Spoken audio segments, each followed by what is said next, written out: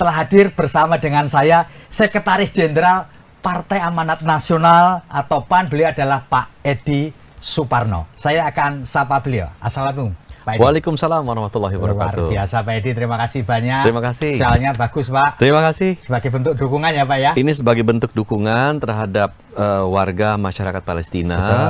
PAN secara konsisten mengutuk kebiadaban dari Israel yang melakukan kejahatan kemanusiaan, terutama terhadap perempuan dan anak-anak.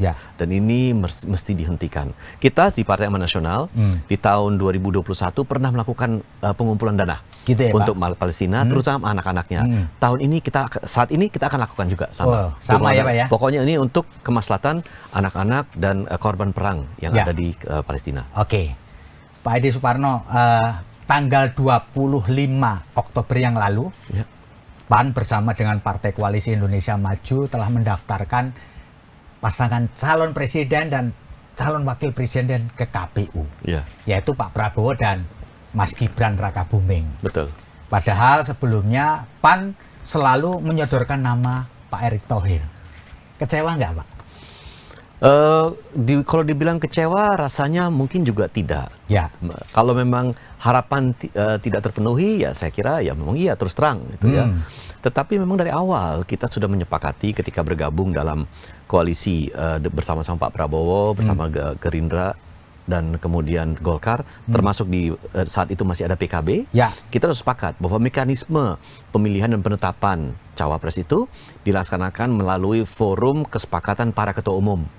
Dan itu dipimpin forumnya oleh Pak Prabowo.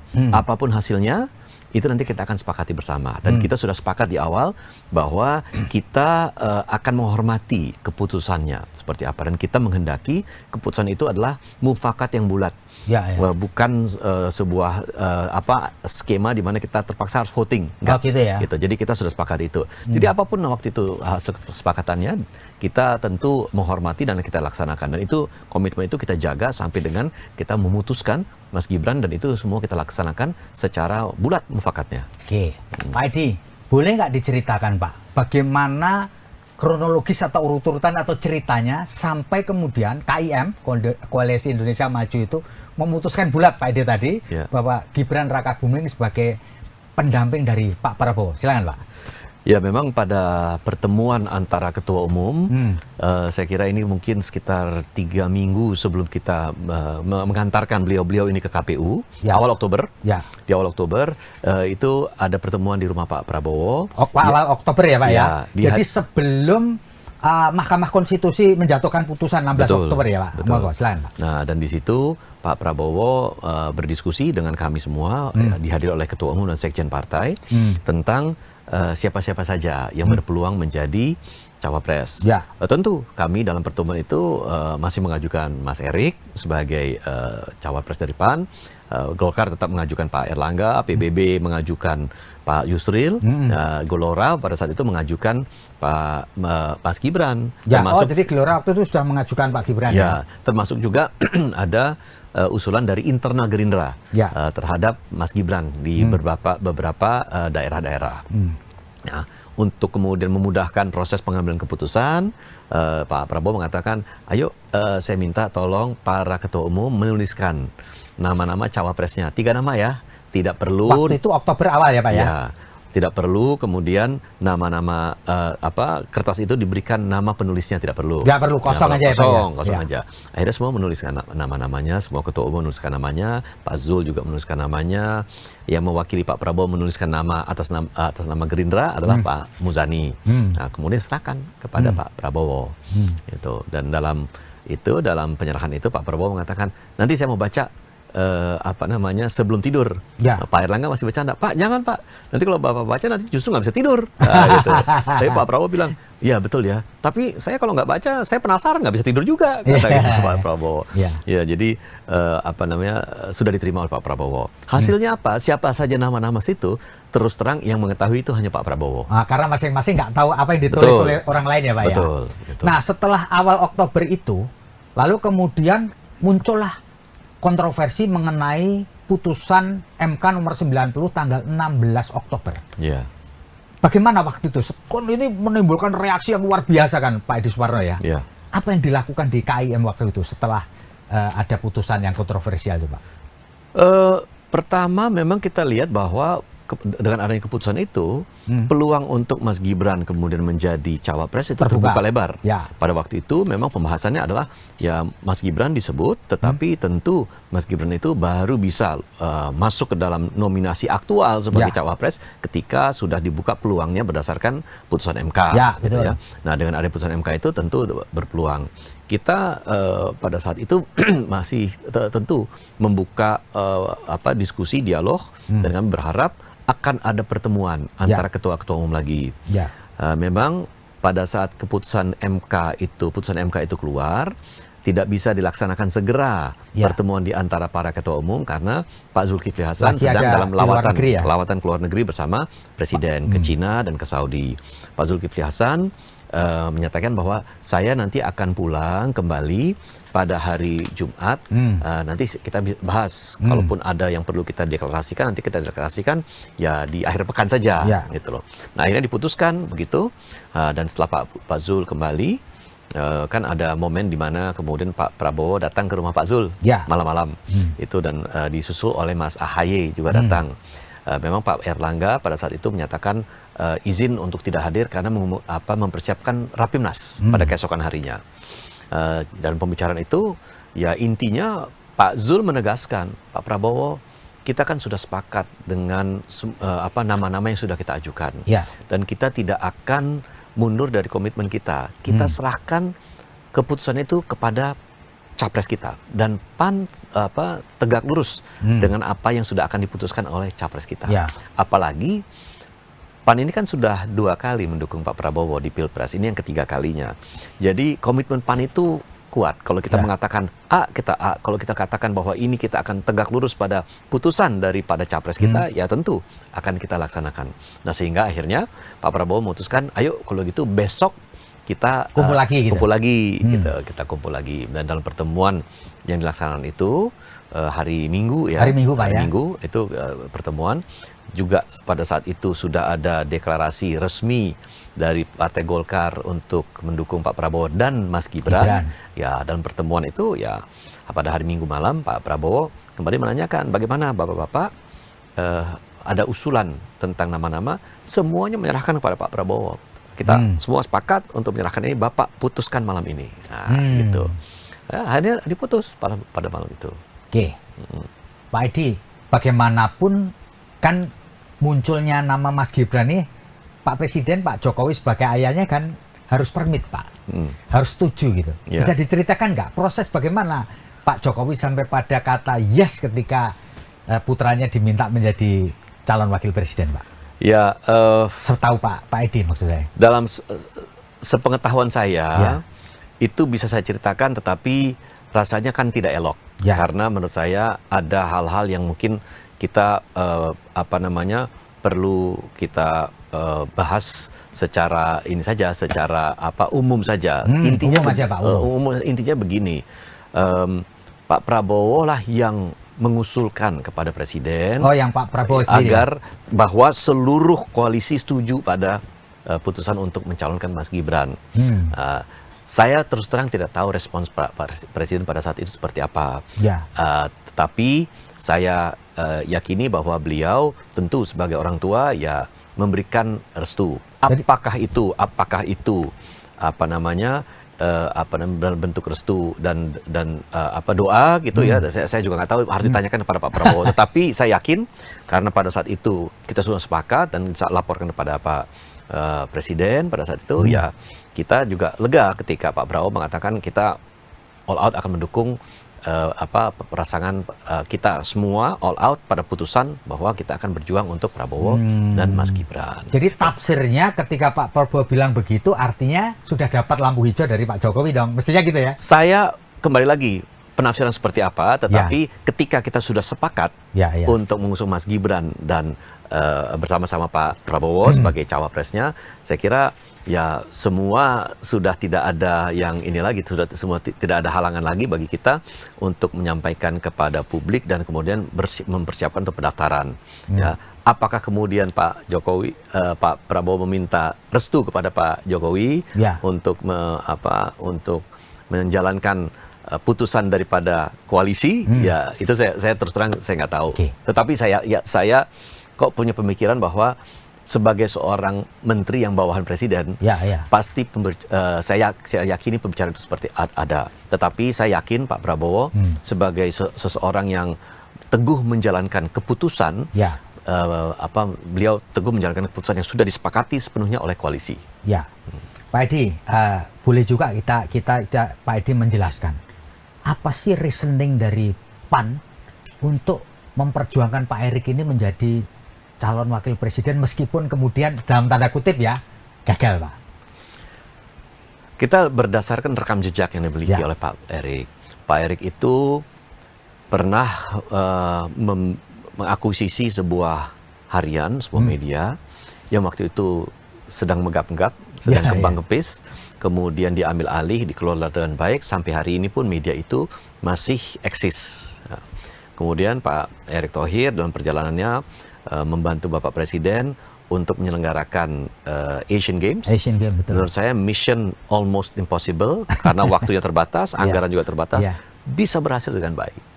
Kemudian juga beliau sebagai Menteri BUMN, mampu mengkontribusikan dividen BUMN terbesar dalam sejarah Indonesia pasca reformasi.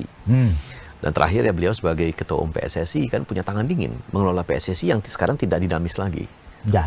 Jadi rekam jejak ini jelas gitu ya. Jelas Pak, jelas. Jadi sehingga kami kemudian merasa optimis bahwa calon yang kita ajukan itu tentu memiliki rekam jejak dan memiliki kompetensi untuk menjalankan tugas-tugas besar yang menantinya nanti. Termasuk tingkat elektabilitasnya juga ya Pak ya? Otomatis tinggi Pak, otomatis tinggi. Dan itu kita lihat bahwa ketika beliau kemudian mengambil pucuk pimpinan PSSI dan berhasil memenangkan SEA Games itu elektabilitasnya sangat tinggi. Gitu ya Pak ya? Ya. Pak Edi, saya juga ingin tanya apakah ini menjadi concern juga dari PAN dan Koalisi Indonesia Maju terkait dengan kontroversi putusan Mahkamah Konstitusi nomor 90 tanggal 16 Oktober, Pak. Sehingga kemudian jadilah plesetan macam-macam, jadilah satu pro kontra yang luar biasa sampai sekarang, bahkan kemudian ada plesetan Mahkamah Keluarga, lalu muncul kembali isu mengenai dinasti politik dan menabrak aturan. Gimana, Pak Edi? Saya bukan ahli hukum meskipun saya sekolah hukum sebelumnya, tetapi putusan MK itu ketika sudah diketok itu final dan mengikat. Apapun latar belakangnya, apakah di situ ada konflik of interest, nggak penting gitu ya. Itu merupakan putusan yang final mengikat dan sekarang dengan adanya sudah persetujuan antara DPR dengan KPU RI untuk merubah PKPU untuk persyaratan capres-cawapres itu saya kira itu sudah menunjukkan bahwa kita sudah melangkah maju daripada putusan yang kontroversial itu karena keputusan itu sudah dijalankan sekarang dalam bentuk aturan turunan gitu ya. Nah, jadi saya yakin apapun putusan yang dibuat pasti ada pro dan kontra. Andai kata Pak Prabowo mengambil Pak Erick Thohir sebagai cawapres, itu pun ada pro dan kontra. Andai kata mengambil orang lain sebagai cawapres, pasti ada pro dan kontra. Gitu loh. Nah, tetapi kembali lagi, kita sudah memutuskan ini secara bulat dan kita sudah sepakat bahwa kita akan all out. Jadi ya sekarang ini kita berfokus untuk bagaimana mensosialisasikan pasangan calon kita untuk 100 hari ke depan menjelang tanggal 14 Februari. Pak Edi, kan sekarang ini MK membentuk Majelis Kehormatan Mahkamah Konstitusi yang dipimpin oleh Profesor Jimli Al-Sidiki. Muncul berbagai pendapat manakala MK ini memutuskan bahwa terjadi konflik of interest dalam Undang-Undang Kekuasaan Kehakiman, bisa saja membatalkan putusan itu. Apakah ini juga tidak diantisipasi oleh Koalisi Indonesia Maju dan PAN, Pak? Saya tidak tahu kalau kewenangan MK itu sejauh mana. Apakah mampu untuk memberikan keputusan yang kemudian berujung pada pembatalan? Karena kembali lagi kita bicara bahwa itu adalah final and binding putusan MK itu. Kedua, apakah itu nanti sifatnya lebih kepada rekomendasi terhadap proses yang berjalan, para pihak yang kemudian mengadili putusan ini ataupun hal lainnya. Tetapi kembali lagi menurut kami, ketika sudah diputus oleh MK, putusan itu tentu mengikat, dan saya tidak melihat kecuali kalau ada yang mungkin bisa berargumentasi lebih lanjut, ada cara untuk membatalkan ini. Apakah berdasarkan prosedur atau berdasarkan cacat dalam pelaksanaan persidangannya dan lain-lain. Saya masih belum terpikir ke sana. Ya. Tapi apakah ada plan B-nya, Pak? Kan biasanya, Pak, ya. Ini kan ketika kita menghadapi sesuatu kan ada plan A, plan B, plan C. Apakah KIM dan PAN sendiri tidak pernah punya pikiran untuk bikin plan B gitu?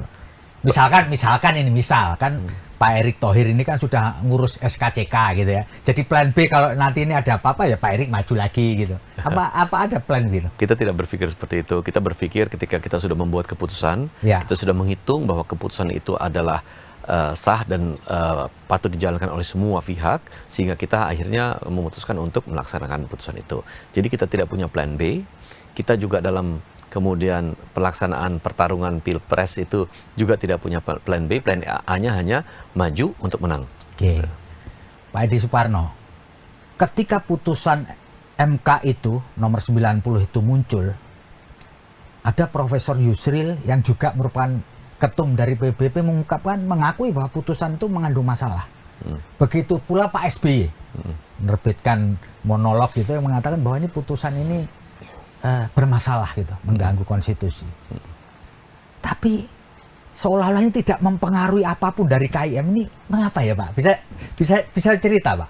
Jadi orang dalam sendiri menyebutkan bahwa putusan ini bermasalah gitu. Artinya bermasalah itu kalau kita lihat pasti ada sesuatu nanti di belakang. Mengapa itu tidak menjadi pertimbangan Pak? Bisa dijelaskan Pak? Ya, kita merujuk kembali lagi kepada aturan hukum yang sudah baku saat ini ya. Hasil putusan yang sudah final.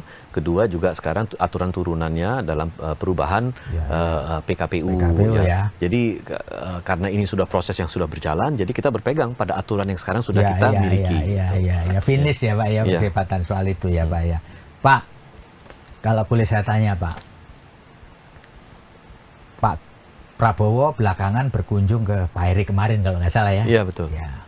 Kalau boleh dijelaskan Pak, maknanya apa Pak di balik kunjungan Pak Prabowo ini kepada Pak Erick Thohir? Kalau dalam bahasa Jawa ngedem-ngedemi gitu ya, udahlah jangan kecewa gitu, atau gimana Pak? Pak Erick itu kan tokoh muda yang berpotensial ya, dan Pak Erick Thohir ini juga tokoh yang memiliki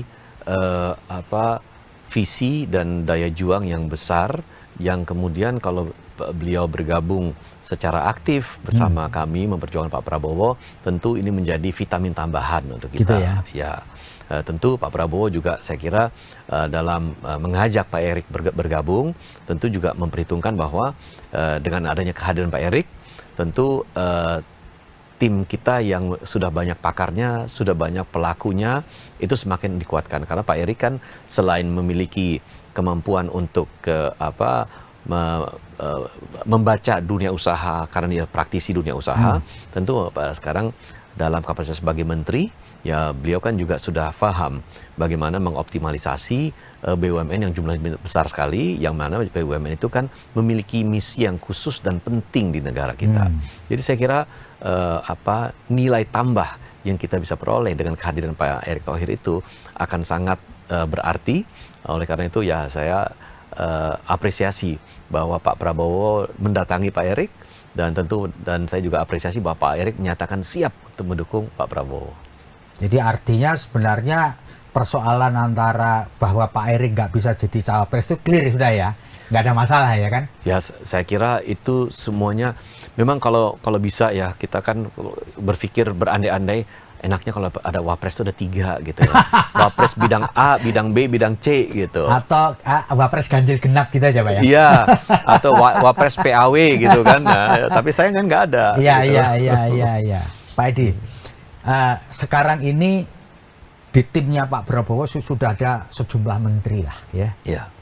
Menurut Pak Edi, secara etika bagusnya mereka mundur nggak sih dari kabinet Kalau enggak kan mereka perhatiannya udah nggak ada lagi di pekerjaan. Gimana itu, Pak Edi? Kalau sebagai ketua tim, saya kira itu wajib mundur. Karena ketua tim itu pekerjaan penuh, full time job itu. Jadi saya kira itu mundur. Tetapi kalau itu hanya duduk sebagai anggota tim pembina atau sebagai tim pakar, itu kan sifatnya sewaktu-waktu jika dibutuhkan. Gitu. Sehingga fokusnya itu ya bisa bisa tetap berada di dalam tupoksinya sebagai menteri, melaksanakan kegiatan-kegiatan menteri tanpa mengganggu waktunya secara signifikan. Yang mungkin nanti kita lihat ketika nanti para menteri-menteri ini menjadi jurkamnas yang akan berkeliling gitu ya. Terus tapi sebagai jurkamnas gimana mereka? Mereka harus cuti kah atau harus gimana? Cuti memang. Dan cuti itu kan sesungguhnya sekali dalam 1 minggu diizinkan. 1 hari dalam 1 minggu diizinkan. Dan kalau kita pikir 1 hari dalam seminggu kan misalkan saja Jumat, Sabtu, Minggu atau Sabtu, Minggu, Senin itu kan bisa digunakan. Dan itu cukup berarti untuk bisa kemudian mendedikasikan waktu 3 hari dalam 1 minggu untuk membantu pemenangan kita. Oke, Pak Edi. Sekarang itu isu yang berkembang adalah soal netralitas dari presiden. Ya, sebagai penanggung jawab utama dari pemerintahan ini. Ya kan? Kemarin dipanggil semua, diajak makan siang. Pak Presiden mengungkapkan netralitasnya. Tapi di satu sisi, masing-masing tim ini ada menterinya. Mas Ganjar punya 3 menteri, karena ada PD kan banyak menteri. Pak Prabowo, Gibran ada menterinya. Jadi kan tarung Pak namanya Pak, menggunakan wewenangnya masing-masing. Ini apa nggak bikin negara ini jadi tambah ruwet Pak? Menurut Pak Edi Suparno, nomor 1 dulu Pak, apakah Pak Edi Suparno yakin Presiden bisa berada di posisi netral? Karena putranya jadi calon wakil presiden Pak. Saya yakin Pak, karena apa? Karena Pak Presiden mempertaruhkan reputasi dan legasinya selama 9 tahun memerintah negeri ini. Dan saya yakin bahwa Pak Presiden akan mempertahankan legasi yang begitu kuat ini dengan bersikap netral. Andai kata pun beliau tidak netral, itu sesungguhnya sudah kita bisa lihat jejaknya ketika Mas Gibran dan Mas Bobi maju di pilkada Solo dan Medan. Ternyata tidak ada kok keterlibatan Pak Jokowi gitu. Dan itu makanya keyakinan saya tinggi karena Pak Jokowi ingin memelihara sebuah legacy yang menurut saya saat ini sangat-sangat baik sebagai presiden. Itu yang pertama. Kedua, saya lihat memang menteri-menteri ini kalaupun mereka kemudian menjadi jurkamnas, menjadi tim pemenangan apapun yang dilakukan, itu sekarang kan sudah gampang sekali termonitor. Tidak ada informasi yang sekarang ini tidak termonitor. Apakah melalui media sosial, atau melalui media online, televisi, dan lain-lain. Segala sesuatu itu transparan, sudah bisa terlihat dengan jelas.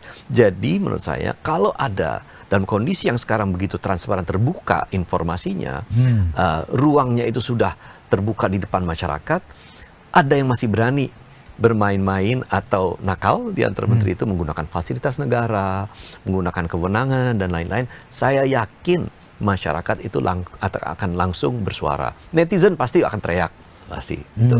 Dan jangan lupa, netizen itu sekarang suaranya tuh amat nyaring, dan cenderung netizen itu juga dianggap bisa memvonis dan dipercaya oleh masyarakat vonisnya, gitu. Jadi saya kira ini risiko yang dihadapi oleh mereka-mereka yang punya kekuasaan, kewenangan, tetapi kalau tidak bijak menggunakannya, tentu itu akan menjadi sasaran kritik dari masyarakat secara hebat. Pak Edi, tentu Pak Edi sebagai politisi senior mengikutilah tarik-menarik. Sekarang ini diskursusnya begini, secara formal Gibran Raka Buming ini adalah tercatat sebagai kadernya PDI Perjuangan.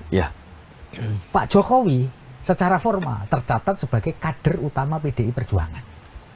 Diambil dia oleh Golkar, diamini oleh PAN. Terus orang mengatakan etika politik kita itu seolah-olah nggak ada gitu. Sudah nggak permit, nggak ini, tetap memegang ini. Gimana sih Pak menurut Pak Edi Suparno? Seolah-olah kita ini yang penting menang gitu kan. Yang penting tampil gitu. Nggak peduli ini kadernya siapa, ada nggak unggah-ungguh politik, gimana menurut Pak Edi? Pertama, Mas Gibran sudah izin kepada Mbak Puan untuk maju di Pilpres. Dan saya kira itu etika politik yang baik karena sudah menyampaikan secara langsung kepada Mbak Puan yang mewakili pimpinan PDIP. Nah, apakah kemudian status keanggotaannya kemudian dicabut, diberhentikan atau lain-lain, itu saya kira masalah yang saya tidak layak mengkomentari. Gitu. Tetapi beliau sudah menunjukkan etika politik yang baik dengan menyampaikan kehendaknya bahwa akan maju. Gitu. Kedua, Pak Jokowi itu juga tidak campur tangan ketika putranya itu kemudian diusung oleh kita. Satu, yang jelas Pak Jokowi tidak pernah mengarahkan partai-partai dukung Pak Prabowo dan Mas Gibran, nggak pernah, gitu loh. Tetapi juga dalam kesempatan saya melihat bahwa Pak Jokowi ya harus berdiri di atas semua kepentingan kelompok, terutama partai politik. Jangan memang agak unik beliau sebagai ayah, tetapi beliau juga sebagai presiden. Dan saya kira Pak Jokowi mengambil posisi sebagai presiden untuk tidak mengintervensi keputusan dari partai politik. Ya. Jadi Pak Edi sebenarnya melihat etika politik masih ada ya. Ada. Meskipun banyak orang mempersoalkan bahwa sebenarnya tidak cukup hanya minta izin secara lesan, tapi juga tertulis, minta resign, harusnya kan begitu mestinya. Atau memang kalau misalkan di PAN sendiri gitu mekanismenya gimana sih Pak? Kalau ada orang misalkan kader PAN gitu kemudian dipakai misalkan oleh partai lain untuk jabatan publik itu fatsunnya bagaimana kalau di PAN sendiri? Ya, kita tentu kemudian menawarkan kepada yang bersangkutan untuk apakah tetap berjuang bersama-sama PAN atau kemudian berjuang bersama partai lain. Ya. Kalau dia sudah menyatakan bahwa dia berjuang bersama partai lain, tentu kami berhentikan. Tetapi Mas Gibran kan tidak pernah menyatakan akan berjuang dengan partai lain, tetapi berjuang bersama Koalisi Indonesia Maju dan tidak menjadi anggota partai politik selain PDIP hari ini. Jadi oke lah masih ada unggah-ungguh politiknya gitu ya Pak ya. Saya rasa begitu ya. Pak Edi, kita ini kan punya masa kampanye yang tidak panjang kali ini ya, tidak panjang. 75 hari. Oke. 75 hari dan kemudian kalau kita melihat Pak Edi, tahapan-tahapan pemilu sampai ke pilkada itu kan urut-urutannya ketat gitu ya Pak ya. Apakah PAN dan koalisi pernah memikirkan bahwa jadwal yang begitu ketat sampai kemudian pilkada serentak yang 500 sekian itu menimbulkan satu kerawanan keamanan Pak? Karena apa? Bagaimanapun kan petugas keamanan kita ini kan terbatas nih, terdeploy ke seluruh wilayah RI dan mereka tanggung jawab kepada wilayahnya masing-masing. Ya, betul. Menurut Pak Edi gimana ini? Ya, tanggal 1 Oktober pelantikan anggota DPR, 20 pelantikan Presiden dan Wapres. Kemudian diikuti kalau tidak ada perubahan, pilkada pada November. Kalau kemudian pemilu ini, Pilpres ini nggak ada yang menang 50% plus 1, dia harus ada putaran kedua yang dilakukan pada bulan Juni. Belum lagi kalau ada sengketa. Ini kan ada potensi risiko yang sangat besar untuk keamanan. Kalau itu tidak terjadi ya alhamdulillah. Gimana menurut Pak? Ya memang kita melihat sebelum kita bicara keamanan, kita bicara kesiapan dan kemampuan dari penyelenggara pemilu untuk melaksanakan pemilu dengan jadwal yang begitu padat. Memang 2024 adalah tahun yang kita terkooptasi dengan kegiatan-kegiatan pemilu dan pilkada. Sehingga dari awal memang sudah diperhitungkan oleh teman-teman di Komisi 2 bersama-sama dengan pemerintah diwakili oleh Kementerian Dalam Negeri plus KPU dan Bawaslu untuk merancang jadwal ini.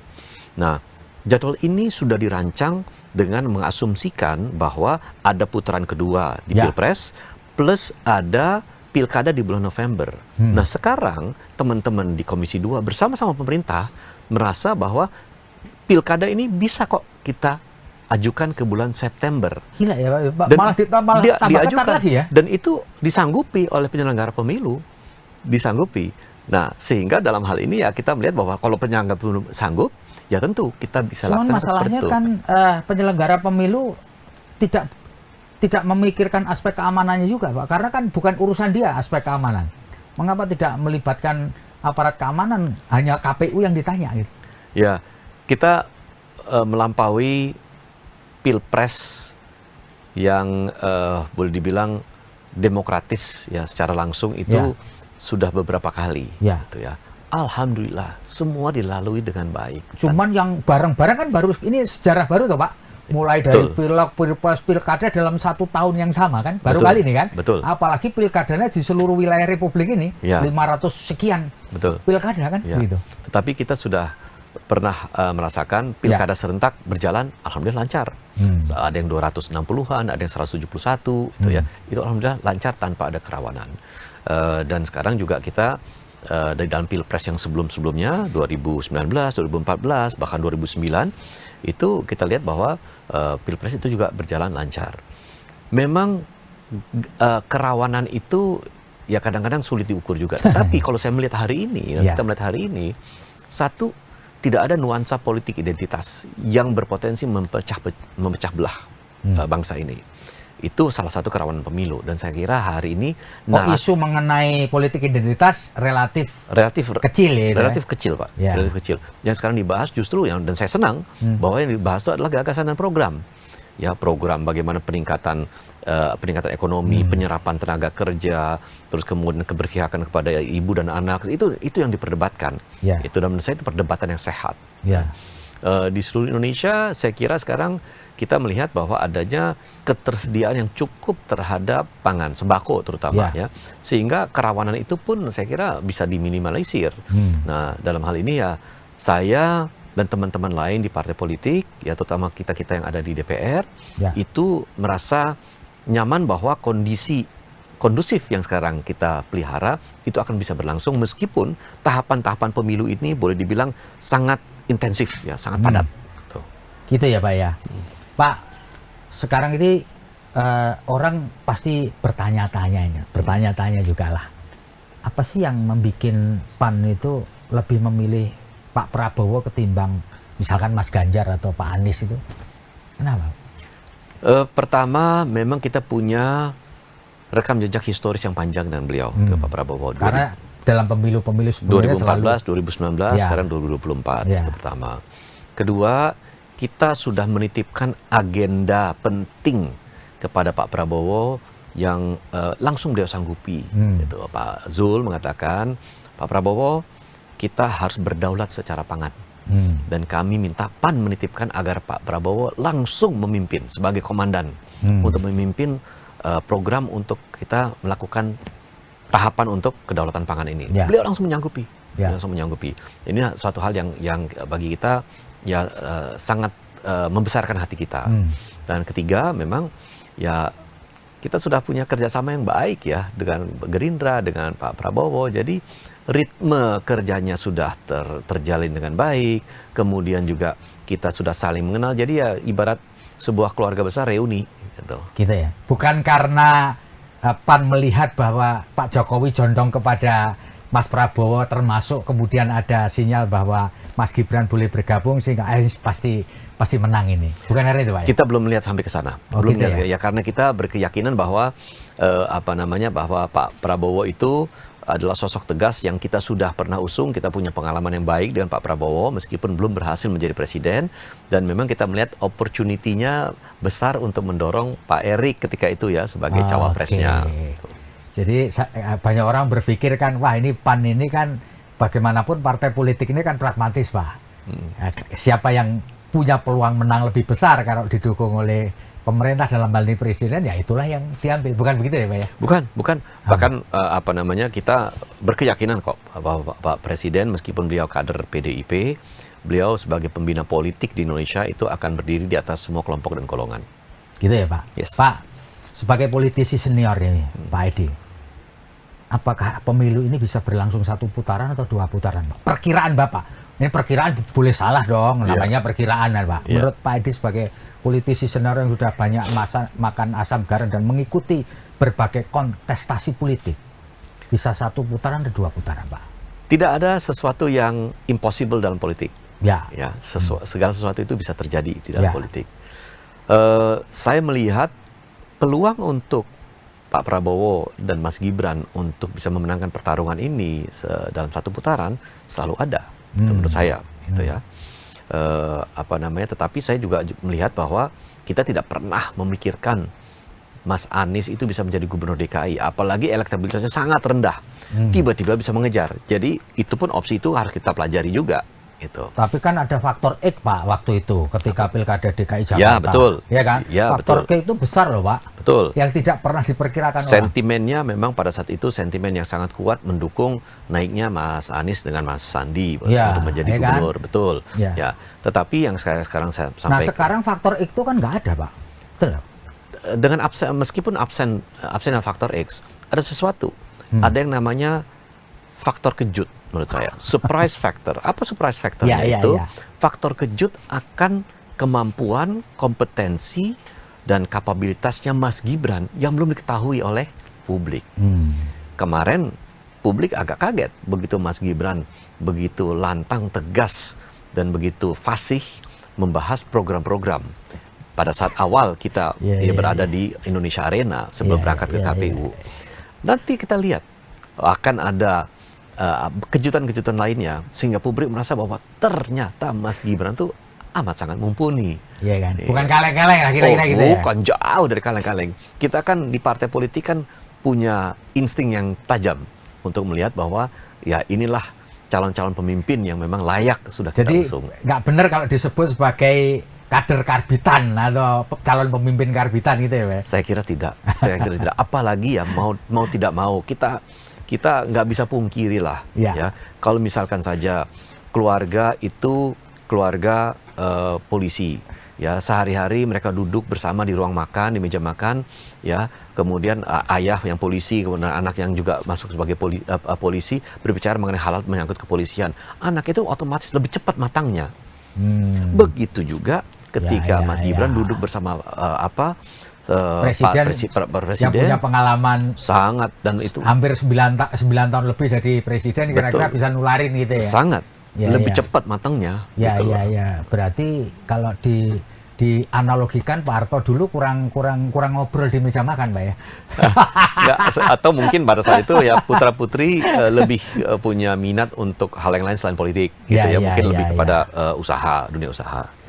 Pak Edi, apakah diskursus yang ramai sekarang ini mengenai putusan MK itu akan mempengaruhi elektoralnya Pak Prabowo sama Pak Gibran? Karena konon ada cerita bahwa Pak Prabowo ini sempat curhat kepada Pak SBY, Pak, gue ini pusing dengan adanya reaksi yang kurang bagus dari masyarakat terkait dengan Mahkamah Konstitusi ini, Pak. Gimana Pak itu, Pak?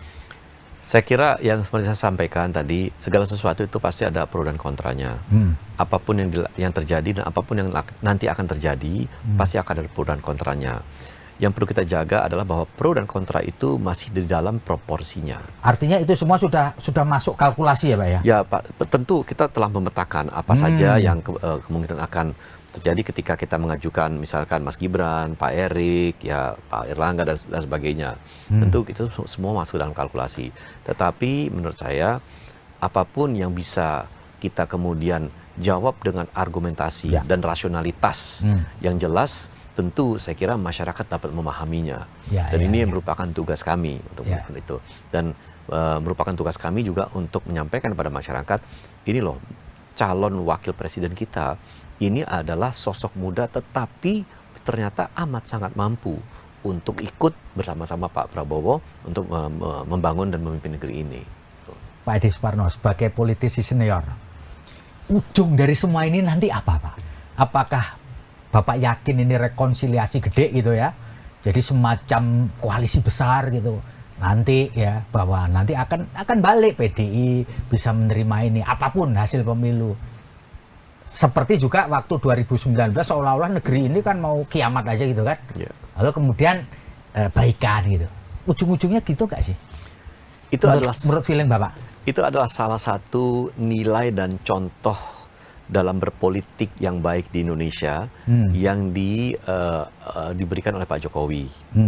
Bahwa ternyata dengan kontestan atau pesaing yang paling sengit pun beliau bisa kok merangkul dan justru bersama-sama kemudian menjadi dream team untuk bersama-sama menjalankan program-program pemerintah. saya kok berkeyakinan Ya. bahwa kolaborasi yang merupakan kata kunci bagi keberhasilan nanti jika Pak Prabowo menjadi Presiden 2024, kolaborasi ini akan berjalan juga gitu. Apalagi kita lihat bahwa setiap partai, setiap kader partai itu memiliki kader-kader yang tangguh, memiliki calon-calon pemimpin yang baik ya di bidangnya masing-masing, yang tentu kalau tidak dimanfaatkan ya itu akan sangat sayang bagi kita untuk melewatkan itu. Nah, jadi saya melihat satu, akan ada kolaborasi pasca Pilpres ini, ya akan ada kolaborasi. Tetapi memang untuk menjaga adanya demokrasi yang sehat, tentu suara yang memberikan koreksi yang berada di luar pemerintahan harus ada. Gitu. Apakah itu dalam bentuk partai oposisi, ataukah masyarakat, koalisi masyarakat sipil yang kemudian bersuara lantang dan bisa bersuara lantang untuk bisa memberikan koreksi terhadap hal-hal yang dianggap masih belum pas. Gitu. Jadi artinya masih membutuhkan pihak yang tidak bersama-sama dalam koalisi besar itu, gitu maksudnya? Harus ada pihak dalam tanda petik oposisi gitulah. Secara otomatis saya rasa akan ada pihak-pihak yang menyatakan bahwa kita berdasarkan posisi politik yang kita ambil, kita tidak bergabung tetapi kita akan jadi mitra yang ikut nanti bersama-sama memberikan peringatan kepada pemerintah. Kita mengingatkan pemerintah kalau ada yang masih belum pas, masih ada yang belum sesuai dengan aturan atau sesuai dengan rencana yang perlu dikoreksi. Saya kira itu nanti akan ada. Pak, kalau menurut feeling Bapak, PD itu berada di luar atau di dalam? Kalau Pak Prabowo sama Gibran menang, by your feeling, Pak? Pak Prabowo itu adalah seorang solidarity maker. Ya. Jadi artinya beliau itu orang yang akan merangkul semua pihak yang mau dirangkul. Gitu loh. Jadi saya berkeyakinan bahwa Pak Prabowo nanti akan merangkul semua pihak yang mau bekerja sama, berkolaborasi dengan beliau. Enggak, maksud saya secara spesifik menurut feeling Bapak, PD itu masuk enggak nanti? Kan dia partai gede nih, ya kan? Apakah dia akan memilih oposisi seperti pemerintahnya Pak SBY 10 tahun, ya kan? Atau mau masuk ke manakala sekali lagi Pak Prabowo Gibran menang? Ya. Menurut feelingnya gimana, Pak? Feeling saya satu, karena beliau sebagai solidarity maker akan diajak. Perkara mau atau tidak mau dan kita kemudian kan menjalankan program-program Pak Jokowi yang kita kuatkan, kita sempurnakan, ya. Yang mana program-program ini adalah program-program yang dijalankan, dikuatkan dan dikawal juga oleh PDIP selama 9 tahun ini. Gitu loh. Gitu ya. Ya, jadi peluang itu ada ya. Saya melihat peluang itu ada, dan saya berharap ya semua kekuatan yang kita bisa galang untuk bersama-sama menjinjing beban yang berat ini, bersama-sama kita kerja aja. Oke. Pak, kita sudah berada di ujung wawancara kita. Saya minta Bapak memberikan closing statement supaya meyakinkan pembaca kita, penonton kita bahwa pemilu 2024 ini bukan the end of the world. Bukan akhir segalanya gitu kan. Sehingga ini kan tidak masyarakat itu gelut melulu, tidak saling mencaci. Silakan. Ya, saya berharap bahwa pemilu 2024 itu merupakan sebuah perhelatan demokrasi yang mencerahkan. Pertarungan yang ada adalah pertarungan gagasan, ide, program. Dan masyarakat disuguhkan oleh program-program yang bisa dicerna oleh masyarakat, dan kemudian masyarakat bisa memutuskan berdasarkan rasionalitasnya program mana yang terbaik, putra bangsa mana yang terbaik yang bisa dipilih. Dan ini segala sesuatu di dalam alam demokrasi yang terbuka, pilihan itu menjadi hak dan kedaulatan sepenuhnya dari masyarakat. Kami sebagai partai politik hanya mengantarkan saja para calon-calon untuk kita persembahkan ke masyarakat. Masyarakatlah yang menentukan siapa yang akan menjadi presiden dan wakil presiden kita ke depannya. Baik, terima kasih Pak Edi Suparno, Sekretaris Jenderal Partai Amanat Nasional. Demikian Tribuners, moga-moga obrolan kita dengan Pak Edi Suparno dapat menambah wawasan dan referensi kita bersama. Saya Febi Mahendra Putra, pamit undur diri. Assalamualaikum warahmatullahi wabarakatuh. Salam damai sejahtera buat kita semua. Om Santi Santi Santi Om. Namo Buddhaya, salam kebajikan, rahayu, dan jangan lupa tetap